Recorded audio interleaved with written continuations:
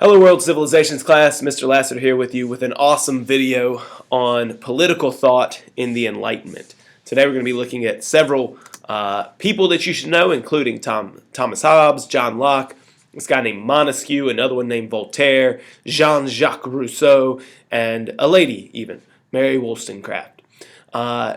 Some terms for you to get today: natural rights, social contract theory, consent of the governed, and separation of powers. But I really want to draw your attention to the video goals questions. Of course, who were some of the major figures of the Enlightenment, who you see here? But how did Enlightenment thinkers question traditional forms of government? Those run by kings and, of course, in this time period, very absolutist governments in France. Lastly, what are some of the enduring political ideas of the Enlightenment? Understanding these will be extremely important for the future lessons that we have coming down the pipe, especially those dealing with the Declaration of Independence and what we're going to call Atlantic revolutions. So let's go ahead and get started. And we're going to start in England with the English Enlightenment and a guy named Thomas Hobbes, who kicks off the English Enlightenment. But he's a pretty pessimistic thinker. You see him pictured there on the left. He had theorized, unlike most Enlightenment figures who will come later, he theorized that humans were self-driven and evil. And he believed that the best form of government was a single, all-powerful monarch. And this kind of single, all-powerful monarch, we see he tells about in his book, The Leviathan.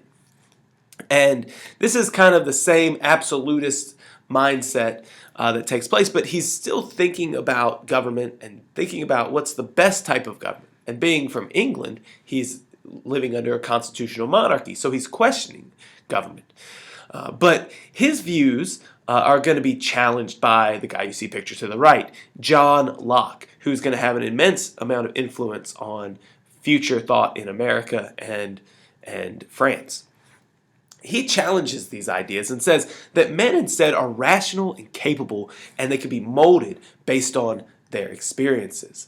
And he, because of this, thinking men are rational, believed that a representative government would be best to serve all people, not necessarily a single all-powerful monarch. We'll see some more examples of this in a little bit, but for right now, we're going to jump across the English Channel to the country of France. And French Enlightenment was just as influential as that of England. Of course, we're going to see it also in Germany later. But we're going to start with this guy, the Baron de Montesquieu, or Montesquieu for short, who you see pictured on the far left. He supported many of Locke's ideas about government, but he takes it a step further. Locke says governments are around to protect our natural rights, and if the government doesn't do their job, then you can revolt. But Montesquieu develops ideas about separating power within government and thinks that that's the way to have a more balanced ruling authority in a country. Again, we'll go back to him in a little bit. The next guy I want to talk about is Voltaire. You see in the middle, he may be the most famous of these Enlightenment people, though, so that's kind of tough to say. And he used satire in his writing to criticize religion, government, and old ways of thinking based on Christianity. He said, no, we're in this age of reason now. And he would kind of make fun of these other ways of thinking through the use of satire. You can think about him maybe as the original Onion website. You know, the Onion is all about making political commentary with satire and fake news stories. Well, he did sort of the same thing in his writing. And lastly, here on the right, Jean-Jacques Rousseau, also another person who influenced thinking in the Americas. He believed that government was created to protect private property and our natural rights. And we'll talk about those natural rights in a minute too. And it could be dissolved if it doesn't do that. Unlike most Enlightenment thinkers, though, he kind of kicks off this. He's right at the end of this Enlightenment period, and so we tend to think of him as the beginning of this time period called Romanticism, because he advocates the importance of emotions alongside reason. And the Enlightenment was all about reason, but still we can lump him in here with the Enlightenment. So that's France and England, and so what we want to do now is think about how these thinkers looked at some of the questions that Mr. Guilford talked about in his video yesterday. So Mr. Guilford posed some political questions that might be asked by Enlightenment thinkers, and we'll look at those now. So the first one I want to talk about is, where do our rights come from? And John Locke really said the most about this. He argued that all men possess natural rights from birth. All right, and those rights were the right to life, liberty, and property. Now, you might recognize these terms. The Declaration of Independence, which you see pictured there to the left, actually says life, liberty, and the pursuit of happiness. But it's going to be very similar. You'll hear about that a little bit more in the video tomorrow. But basically, our natural rights are given to us at birth. They're guaranteed. And governments, he said, had the responsibility to protect these rights. And that's what governments were there for, to protect the rights of life, liberty, and property. Of course, women argued that they had some of the same exact rights because they hadn't been given these rights traditionally. So many people called for more rights for women and said that they too get all these natural rights. One of those people, most influential people, was Mary Wollstonecraft, who you see pictured to the right. She's considered to be the founder of the modern women's rights movements, basically modern day feminism.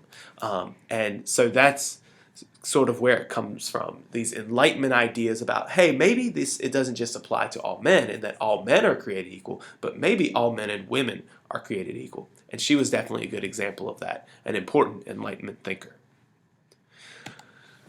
So let's go to another question. And this question we want to ask, or that Enlightenment thinkers would ask, was, where does the power of government come from? Does it come from God, like the absolute rulers who claim divine right say it does? Or does it come from some other source of power that they just happen to be bestowed upon the kings of a country? Well, Locke and Rousseau disagreed with that. They basically believe that the power of government comes from the people themselves. So Locke believed in this thing called consent of the governed. Basically, governments had the responsibility to protect its citizens' natural rights. Remember, natural rights are life, liberty, and property. And the people were counting on the government to protect these rights. And if they failed, the people could revolt and establish a new government that would protect those rights. So in this sense, if the people don't agree that the government is doing its job, then they can take the power away from government. Jean-Jacques Rousseau takes this a step further with his social contract theory. He says that people give up some of their natural rights for the common good. If you were in a completely free society, you could run around shouting your mouth off or shooting people with guns. But you give up your right to do that for the common good. It would not be good for everybody to run around and shoot each other with guns. So we give up the freedom to shoot guns whenever we want or wherever we want, and the government protects, and we give that power to the government to police that. And therefore, they protect us.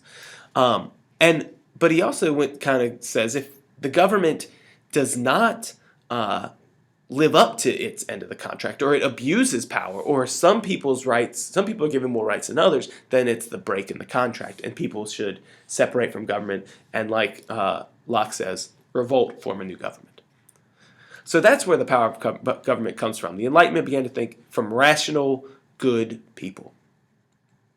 And that brings us to our last question, which is, what are the limits to government power, or are there limits? If you remember, Louis XIV was the state. What he said went, right?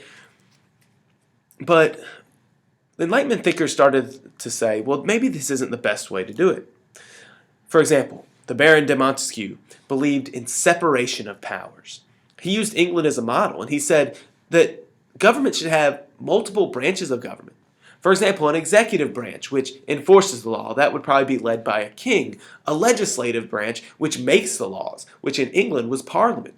And a judicial branch, which interprets the laws. Well, that would be the court systems. And he saw that in England, and he said, that is good. Because this government had something called checks and balances. So one branch could not become too powerful. And therefore, if they stay in balance, you should have a government that protects the people. this type of government is going to be instituted in the United States Constitution. There are also other ideas about justice. Some Enlightenment thinkers thought the governments wielded too much power, and they sought to find, they were looking for ways to curb that power to stop governments from maybe abusing it. And one here is Cesare Beccaria, and he lobbied for a new approach to criminal justice. So he opposed brutal capital punishment because he thought it did not deter crime. He also opposed any form of punishment for just the sake of brutality. He did not think that was the best way to go about it. He saw that as a governmental abuse of power. Now, there are many more of these examples, but we're just going to stop there. So, what was the legacy of this Enlightenment? Well, the political legacy is what we're going to be spending really the next few weeks on, or the next couple weeks on. But it is important to say most of these Enlightenment ideas were unpopular with absolute governments. I think you can understand why. And of course with the Catholic Church. And so those people actually censored many of these ideas. But as an Enlightenment thinker would be censored, many people would actually be more interested in them. Oh, did you hear that Voltaire's book was censored? Let's go out and read a copy. Some rulers, though, do embrace Enlightenment ideas. In Austria, in Russia, we see some of these Enlightenment ideas kind of be picked up by the government, although changes that were actually made under these Enlightenment ideas mostly were non-political. So even though they may have said, oh, this is interesting, they didn't implement them in their countries. The biggest legacy, though, as we will see, and you will see in your video tomorrow night and coming up soon, is the key role the Enlightenment plays in revolutions, particularly the American Revolution and the French Revolution, and then, of course, in Latin American wars for independence. So coming up, these ideas that we've looked at in this video are going to become extremely important to understand the thinking of leaders in places like the United States and France. That's all for today. Now answer the questions for your video goals that are on your fill-in-the-blank worksheet. Make sure that you know who these people are and what these terms are. Have a great night.